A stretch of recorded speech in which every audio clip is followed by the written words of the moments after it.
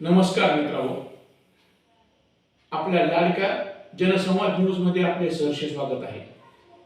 मित्रांनो, मी नेहमीप्रमाणे आज आपल्या समोर वेगळा विषय घेऊन आलेला आहे आणि तो विषय म्हणजे सर्वांच्या जिव्हाळ्याचा प्रश्न, बेकारी।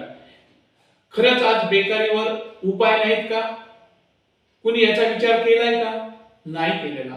आणि कुणी करायला पाहिजे? शासकांनी करायला पाहिजे आणि प्रशासकांनी त्याला साथ द्यायला पाहिजे। परंतु प्रशासक आणि शासक यांची दरबदरी युती असल्यामुळे बेकारीवर, तरुणावर बेकारीची वेळ आलेली आहे। मित्रांनो, प्रशासक हे आपलं भरीव वेतन वाढवण्यासाठी वरचीवर सुविधा सूचना करतात आणि शासक मताच्या भीतीपोटी त्यांचे वेतन वरचीवर वाढवत आहेत।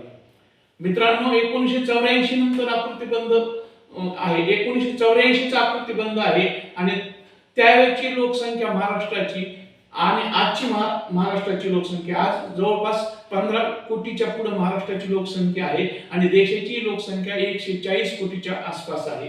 मित्रांनो, परंतु नोकर भरतीचा आकृतीबंध जो आहे तो 1984 पूर्वीचा महाराष्ट्रामध्ये आहे।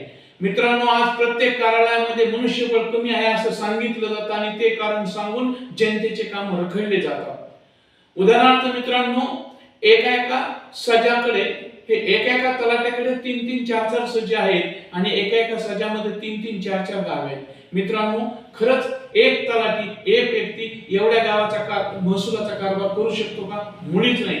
तो काय करतो तर प्रत्येक गावामध्ये आपला नोकर म्हणजे खाजगी सहाय्यक म्हणून ठेवतो आणि त्याच्या हाती मार्फत काम केलं जातं। हे काय शासनाला माहित नाही का? माहिती आहे। बरं, हे एवढ्याच पुरतं मर्यादित त्याच्यातला भाग नाही तर प्रत्येक कार्यालयामध्ये शासन कर्मचारी कमी असल्यामुळे दलालांचा भरणा वाढत चालला आहे आणि त्यामुळे नागरिकांचे शासकीय काम वेळेवर होत नाहीत। ही झाली जनतेची नुकसान। परंतु खरंच आज आपल्याकडे तरुण नाहीत का? पात्र तरुण आहेत का? नाही आहेत। त्यांना रोजगार देऊ शकतो का? देऊ शकतो।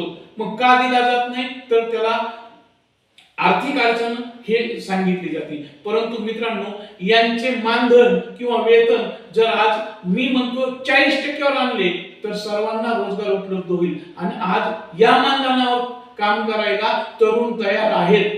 परंतु शासन करते प्रशासकाच्या अधीन गेल्यामुळे यापासून ते दुर्लक्ष करत आहेत। मित्रांनो, तुम्हाला छोटे उदाहरण सांगतो की आज कितीतरी असे उद्योग आहेत की त्या उद्योगात तरुणांना भरती करता येईल। उदाहरणार्थ तुम्हाला सांगतो, आज राज्यामध्ये सार्वजनिक ठिकाणी थुंकल्यानंतर दंड आकारावा असं शासकर्त्यांनी प्रशासनाला कळवलेले आहे, तसा GR आहे। परंतु प्रत्यक्षात त्या विभागाकडे जर आम्ही गेलो तर ते आम्हाला सरळ सांगतात आमच्याकडे मनुष्यबळ नाही। मग मित्रांनो, ह्या तरुणांना जर ते काम दिलं, कमिशनवर जरी दिलं तरी त्यांना रोजगार मिळेल ना।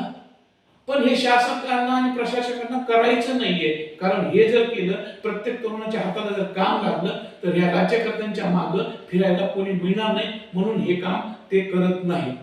मित्रांनो, हा झाला बेकारीचा प्रश्न। यापुढे मी आणखी 4 भागामध्ये की या राज्यात ज्या समस्या आहेत त्या पुढे मांडणार आहे।